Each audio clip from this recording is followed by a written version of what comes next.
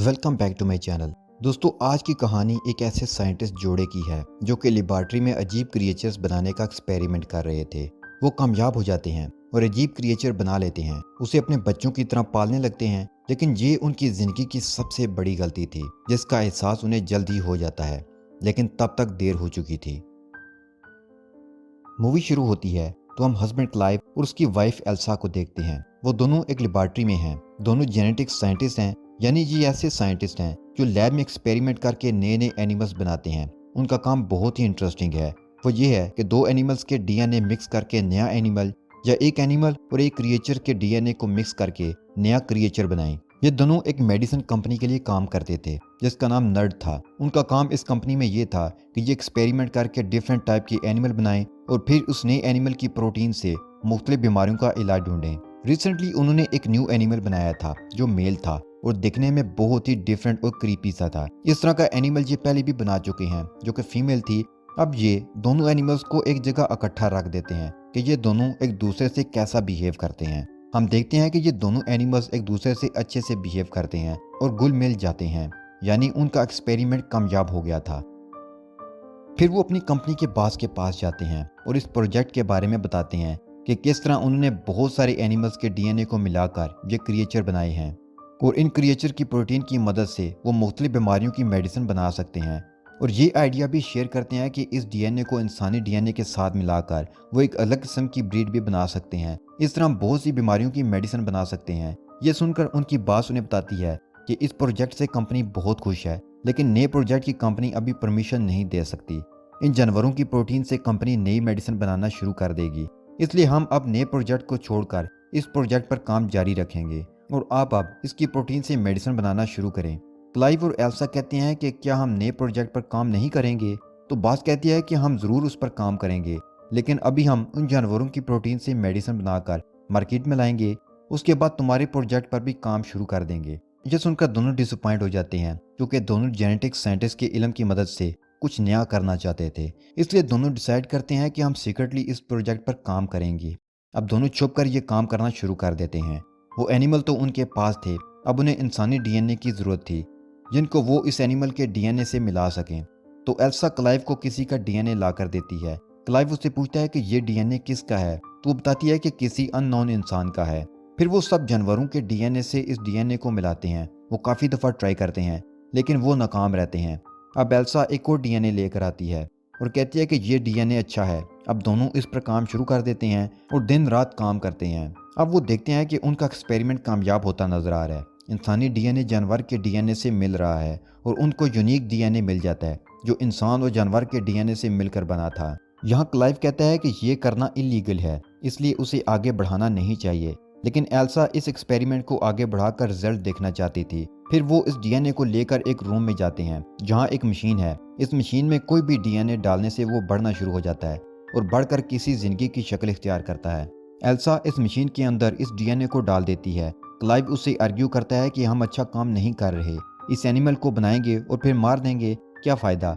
Elsa कहती है कि दुनिया में हर रोज़ इतने लोग मरते हैं, हमारे इस एक्सपेरिमेंट से अगर कोई अच्छी मेडिसिन या इलाज का तरीका मिल गया तो कितने लोगों का फ़ायदा होगा, तुम ये सोचो। तो क्लाइव इस एक्सपेरिमेंट को आगे बढ़ा देता है। अब हम देखते हैं कि इस डीएनए से बनने वाला बच्चा बहुत ही तेज़ी से बढ़ रहा है, जो कि हैरानकुन बात थी। फिर एक दिन लैब का अलार्म बजता है तो वो देखते हैं कि वो बच्चा बड़ा हो चुका है और पैदा होने के लिए बिल्कुल रेडी है। अब उसे मशीन से निकालना होगा। उसे बाहर निकालते हैं। वो क्रिएचर बहुत ही अजीब और डरावना था। क्लाइव उसे मारना चाहता था क्योंकि वो चाहता था कि किसी को इससे नुकसान ना पहुंचे, लेकिन एल्सा उसे मना कर देती है। क्लाइव अंदर चला जाता है और उस जगह जाता है जहां वो क्रिएचर रखा था, और जब मारने के लिए वो आगे जाता है तो वो देखता है कि वो तो पहले ही मर चुका है।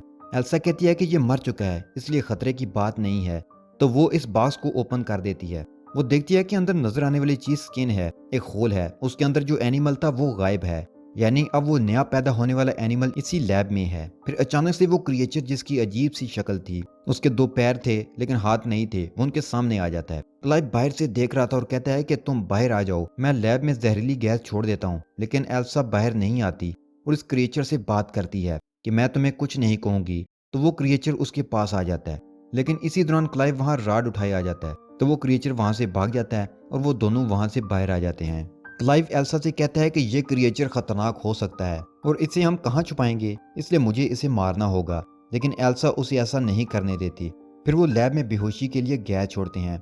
उसे बेहोश करके वो उसे एग्जामिन करने लगते हैं। तो वो देखते हैं कि ये क्रिएचर फीमेल है जो बहुत फास्ट ग्रो कर रही है। एक वक्त आएगा कि ये जल्द ही मर जाएगी। उसका लाइफ स्पैन बहुत ही थोड़ा है। अब हम देखते हैं कि ये क्रिएचर ग्रो कर रहा है। उसके हाथ निकल आए हैं और उसका ब्रेन भी ग्रो कर रहा है। एल्सा उसे खाना खिलाती है और उससे इमोशनली अटैच भी हो जाती है। वो एक दिन उसे अल्फ़ाबेट्स देती है और कहती है कि इन्हें मिलाकर मेरा नाम बनाओ। तो वो अल्फ़ाबेट्स मिलाकर नर्ड बनाती है, जो कि उस मेडिसिन कंपनी का नाम है जिसकी लैब में ये क्रिएचर बना। ये नाम एल्सा की शर्ट पर लिखा था। तो ये देखकर एल्सा खुश हो जाती है क्योंकि इस क्रिएचर ने चीज़ों को पिक करना शुरू कर दिया था। ये फास्ट लर्नर थी। इसी दौरान वहाँ क्लाइव आ जाता है और एल्सा को पूछता है कि इसको बाहर किसने निकाला, इसे अंदर बंद करो और उसकी दुम को भी कवर करो। इस क्रिएचर की एक लंबी सी दुम भी थी। क्लाइव इस क्रिएचर को बिल्कुल पसंद नहीं करता था। एल्सा उसे कहती है कि उसे जानवर मत कहो, ये बहुत स्मार्ट है। उसने अभी अल्फ़ाबेट्स जोड़कर नर्ड लिखा, जिसको उल्टा पढ़ो तो ड्रेन बनता है। एक दिन वहाँ क्लाइव का भाई आ जाता है तो उसे ड्रेन की हकीकत पता चल जाती है। अब वो ड्रेन को वहाँ नहीं रख सकते थे तो उसे फार्म हाउस ले जाते हैं। अब एल्सा और क्लाइव कंपनी के ओनर को अपने उन प्रोजेक्ट्स के बारे में बताने लगते हैं जिनकी मदद से उनने क्रिएचर्स बनाए थे। अब वो दोनों क्रिएचर्स को वहाँ ले आते हैं और एक ही बॉक्स में छोड़ देते हैं। लेकिन अचानक वो दोनों क्रिएचर्स आपस में लड़ने लगते हैं और एक दूसरे को बुरी तरह से जख्मी करके मार डालते हैं। ये देखकर सब मायूस हो जाते हैं। उनको पता चलता है कि इन क्रिएचर्स में से जो फीमेल थी उसका जेंडर चेंज हो गया था और वो मेल बन गई थी, इसलिए दोनों मेल आपस में लड़ पड़े।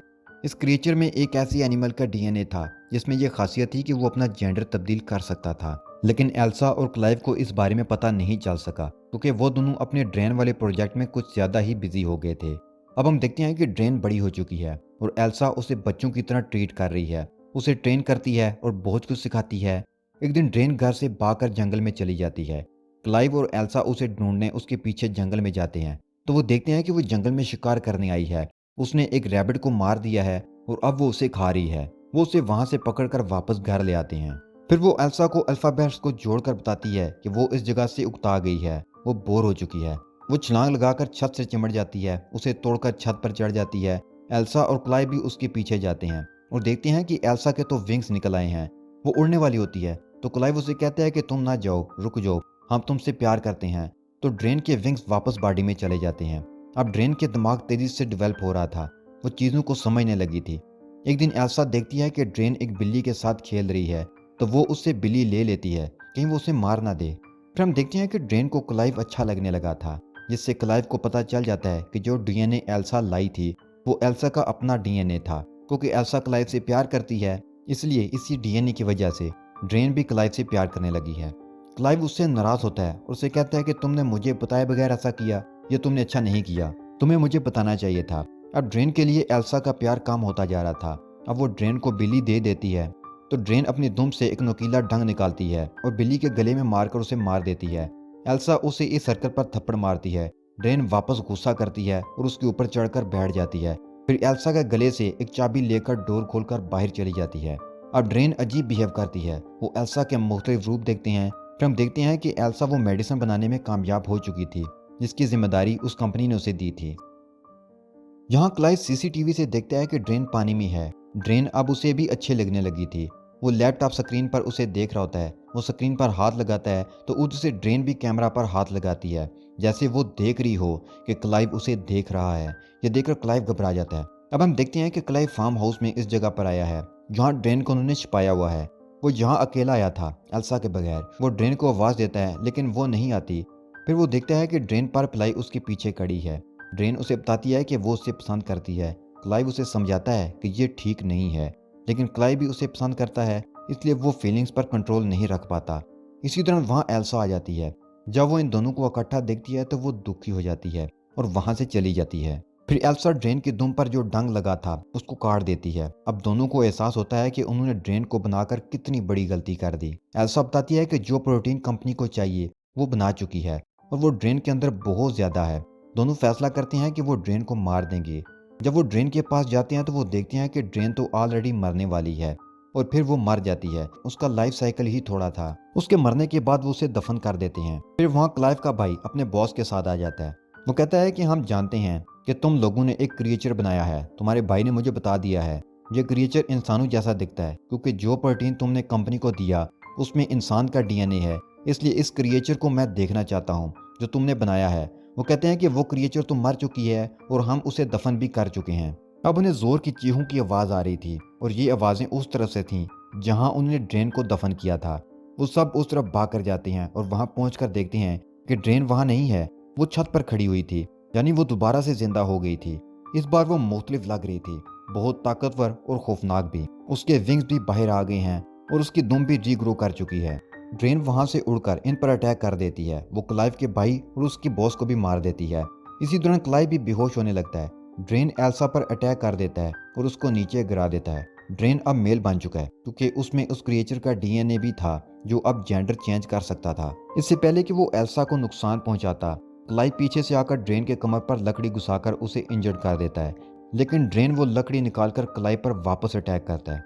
एल्सा पीछे से उसे पत्थर मारती है और वो गिर जाता है। वो दोबारा से उसे पत्थर मारने लगती है तो वो मर जाए, लेकिन वो रुक जाती है। वो सोचने लगती है कि हमने इसे अपने हाथों से बनाया और अब हम उसे खुद ही मारने वाले हैं। ड्रेन को यहाँ मौका मिल जाता है और वो क्लाइव को अपने ढंग से मार देता है। फिर एल्सा पत्थर मारकर ड्रेन को मार देती है। अगले सीन में हम एल्सा और उसके बॉस को देखते हैं। यहाँ हमें पता चलता है कि एल्सा माँ बनने वाली है और ये बेबी ड्रेन का है। बॉस उसे बताती है कि जो प्रोटीन तुमने हमें दिया उससे कंपनी को बहुत फायदा हुआ, इसलिए हम ये प्रोजेक्ट आगे बढ़ाना चाहते हैं और इस रिसर्च को एल्सा के होने वाले बच्चे की मदद से ही आगे बढ़ाया जा सकता था। एल्सा ने अपनी और हस्बैंड की जान रिस्क पर रखकर ये काम किया था और क्लाइव अपनी जान से भी गया, इसलिए कंपनी उसे अच्छी खासी अमाउंट देती है।